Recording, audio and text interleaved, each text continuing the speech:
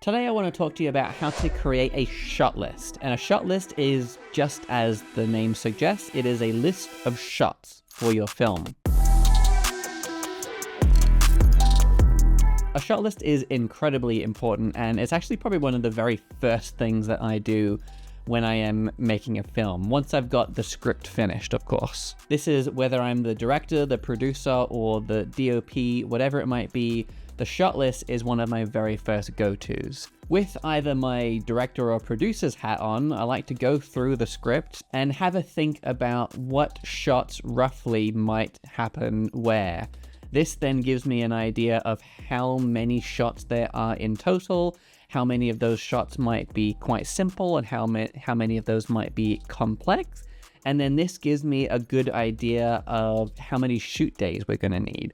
Because from my experience, I know we'll be able to fit in a certain amount of shots per day, and the number of shots then tells me how many days.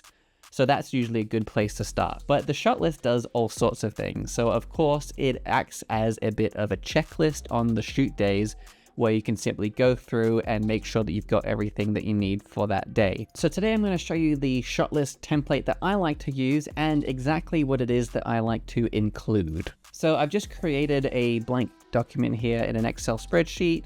The first column here is total shot number. So this is a column that I like to use where we write down the total number of shots throughout the entire film. So let's say we are doing a short film that has 230 shots. So in this column here, we'd be doing 1, 2, 3, 4, 5, 6, 7, 8, 9, all the way down to 230 or whatever it might be. Then in the next column, we have the scene number. So if you are looking at the script, hopefully the scene numbers are included, but if not, you're just going to have to count it yourself.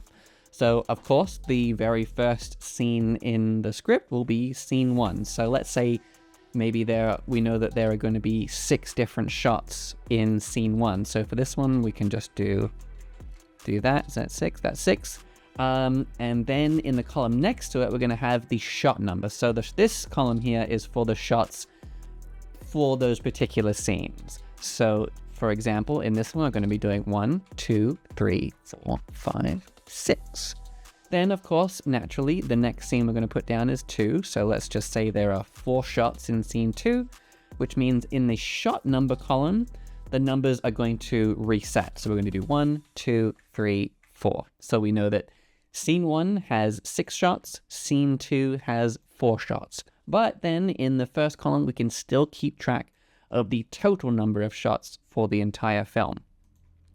Next thing we have, which is another thing that we can easily refer to in the script, is interior and exterior, which is labeled as int/ext. I'm going to use I have a script here in front of me, which I'm going to use as my reference. So I'm going to put ext, which means that this scene happens outside. Obviously, all of scene 1 is in the same place, so all of these ones here are going to be ext. And let's just hypothetically say that scene 2 is going to be interior, so then we can put int for this one. So scene 1 has 6 shots that are all going to happen outside. Scene 2 has 4 shots that are all going to happen inside. Let's just add a few more to our total shot list. Typically, I wouldn't just add in all of these numbers all at once. I would do it one at a time. Like I would finish filling out the first row and then the second row, and then I'd work my way down. But for this one, I'm just showing you how the columns work. For the location column, we're basically putting a little bit of a description of where this is, and the best way to do that again is just referring to your script. So in the one that I have here in front of me, it says tall grass field. So then once again, we would be using this for everything in scene 1, because all of scene 1 happens in a tall grass field. For this script, the second scene actually isn't inside, but I'm just going to make up some other examples. For this one, we're going to say the country club. The scene 2 happens inside at the country club, and all of those are in the same thing. Then the next column, as you can see, is the time. Most scenes you're going to have will be either day or night. But then, of course, the stories might be even more specific. They might say sunset. They might say midnight specifically, if somehow that impacts your story. So once again, I'm just going to use what I have here in this script, which is day. I'm going to copy and paste all of those for that. And let's just say scene 2 at the country club is night. So then we're going to put in nighttime for all of these. And let's just put in some scene 3 stuff for fun. So let's say that there are however many shots in scene 3. So 1, 2, 3, 4, 5, 6, 7. All right, so there are 7 shots in scene 3. Scene 3 is exterior at the beach. So we've got scene 3 happening entirely at the beach. And then the time for this scene, we're going to put sunset. Frame. So this is when we start putting in descriptions of what it is that the camera is actually doing. Let's say that the first shot of scene 1 is an establishing shot of this tall grass field. We could put either wide shot. There are some variations depending on where you're located. So we could put wide shot. We could put long shot. We could put extreme long shot. For this one, I'm just going to put in WS for wide shot. Then in this same column, we can add in some additional details. Sometimes you might like to have another column for this for angles and that kind of thing, but I'm just going to include everything in this column for frame. So we have wide shot, so it's a nice big shot. Then I'm going to put in EL, and this is for eye level. It's not angling up, it's not angling down, it's just facing directly ahead. For the movement column, so this one, the camera isn't moving at all, so we're just going to say that it is locked off. Now for the description, we're going to say family running uphill towards camera. I really just add in as much information as I need for me to understand and for other people to understand what it is that is required for that shot. So sometimes you need very little, sometimes you need a bit more. Sometimes I'll even go ahead and add in just little bits of important dialogue. So, you know, for this one, someone starts out with saying, "Wait, please," and then it just continues until that person says, "It's too much. Stop that there." So now we kind of know that the family is running up the hill. At some point, someone is going to say, "Wait, please," and the shot is going to finish when someone says it's too much. And now we would put in the cast, and actually I'm just going to add in an additional column that I usually use, and this is for characters.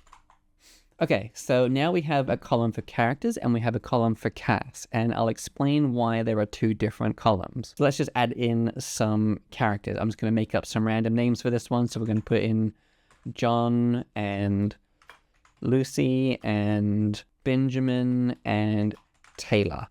So those are all of the characters that are required for this shot. Maybe it is Lucy and John who are doing most of the talking and we very clearly see them. But maybe with Benjamin and Taylor, all we really see is maybe a shoulder is in shot, or maybe we only really see them from the back, for example. Maybe we never really see their faces for whatever reason it might be. So the John actor is Adam. It might get a little bit confusing with the different names, but and then the Lucy actor is Cassandra. So John is played by Adam Smith, and Lucy is played by Cassandra Lemon. But then with Benjamin and Taylor, because we only really see maybe Benjamin's shoulder, I probably actually won't put in that actor's name because that actor is not actually required for that day. All we need is anybody's shoulder to be in place of that actor. And that is something that you definitely need to keep in mind, especially when you have actors that cost a significant amount of money. Maybe they are really busy and so their schedules are really quite tight and you can only shoot with them for a minimal number of days, for example. So that is one way that you can minimize the amount of time that you need people on set. If you can't see their faces, if you can't see that it is obviously them, then you probably don't actually need them on set that day and you can use a stand-in. Later on, if you do have other shots where you can see their face, then you might need to have them on the day or shoot those on a different day. I like to include a special column for VFX just because a lot of my projects always include at least some kind of VFX.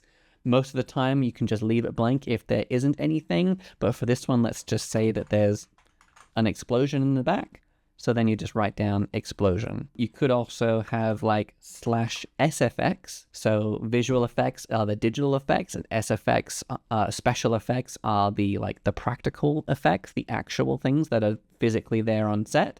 So we might say explosion, and again, these you might be able to split this into different columns if you prefer, but we can say explosion, and that one could either be VFX or SFX, and that's something that you would sort of figure out beforehand during some of those pre-production meetings. If you can afford a real explosion, then go for it, but digital explosion's probably more affordable but less convincing. All these different decisions. And then of course there is one final column which is just for notes. You don't always have to put anything in here, but if there is just a special note, we're saying that I'll go through a few more just so that I can give you some more examples of how to write some of the frame things for, and maybe some of the movements as well. Another one that you would have is close-up. So maybe there's a shot that is just of my eyes. Actually, if it's just of the eyes, that's probably more of an extreme close-up. So you'd put ECU. If it's a shot of my entire face perhaps, or maybe something that I'm holding, then you might say it's a close-up. Right now, you kind of have this shot here from my elbow to the top of my head, and this is more of a mid shot. So we're going to put in MS. There are other things, and there are different ways to describe some of these, but one that I like to use is full shot, and that's essentially a shot that shows a person from like their entire body from their feet to their head. So you can put in FS. And then, as I described before with that first example, we have wide shot or long shot or extreme long shot, etc. Let's say that there is an angle. So we're going to have a high camera angle, which means the camera is high up and looking down on the actor. That's something you might want to do to make the character look weak and vulnerable. So then for this one, it's an extreme close-up. It is a high camera angle. So we're going to put HCA, high camera angle.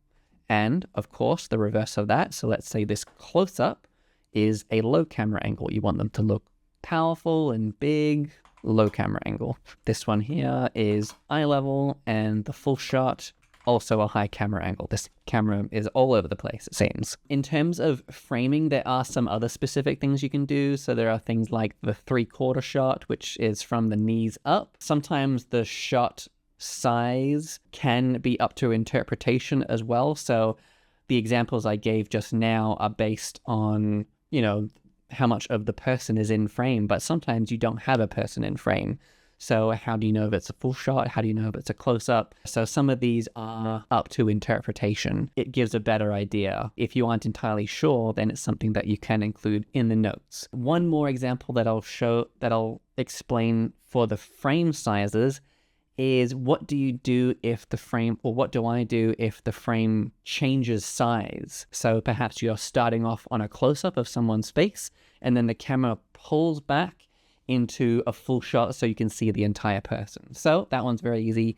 I like to just start off, so we'll just say a close-up of the person's face, and then I'm just going to put in a dash, and we're going to put in full shot. If it is this, it's most likely going to be eye level, because any other kind of camera angle might be complicated to keep them in frame. That's all you'd do if the shot changes. Then for movement, so there are all different ways to describe the type of movement.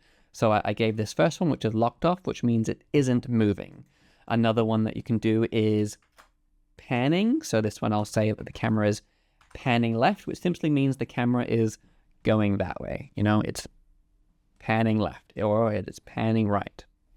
Then another one that you have is tilting. So tilting is when the camera goes tilt up like that or tilt down. So we're going to say tilt down. Then another one is ped, when the camera moves up like this or moves down like that. So I'm going to put ped up. I normally wouldn't try to have every single shot being so different like this, but I'm just giving you these examples. Another type of movement would be dolly.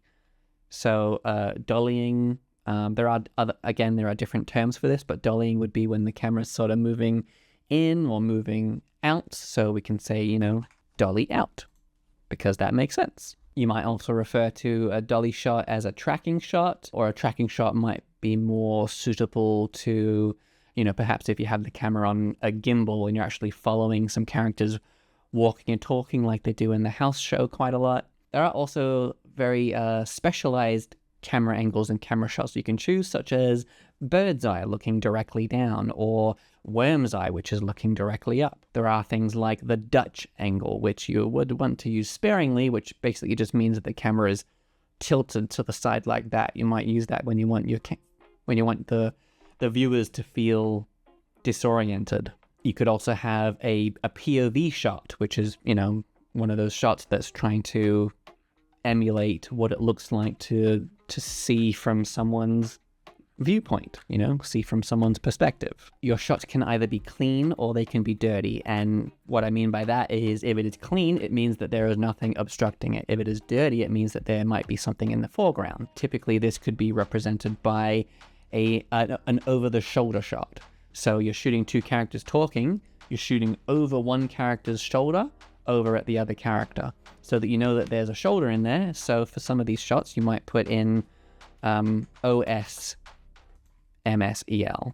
And so there's all these little codes and everything, but you sort of get the hang of it over time. Now we know that this shot here in scene 1, shot 4, which is outside in a tall grass field during the day, it is an over-the-shoulder shot of one character looking at the other character. It is a medium shot of the character that we are focusing on, and it is eye level, so it isn't tilted in any way. For that shot, we are going, the shot is then at some stage going to ped up, and maybe you would include in the notes at what stage during that shot it actually peds up, or maybe it's just pedding up the entire time. For all of these, you would write in the specific descriptions, the character names, and the actual required cast, as well as any VFX or special effects that will be required.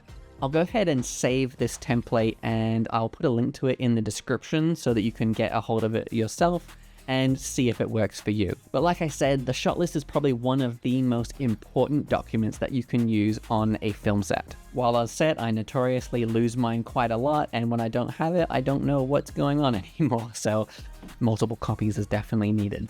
That is it for today. Once again, I'll give you a template in the description, and if you have any questions at all, or if there's anything that doesn't quite make sense, let me know in the comments. If you have any questions, and maybe some of that was a bit too complicated perhaps, let me know in the comments and I'll do whatever I can to help you out. Other than that, thank you for watching, and I will see you in the next video.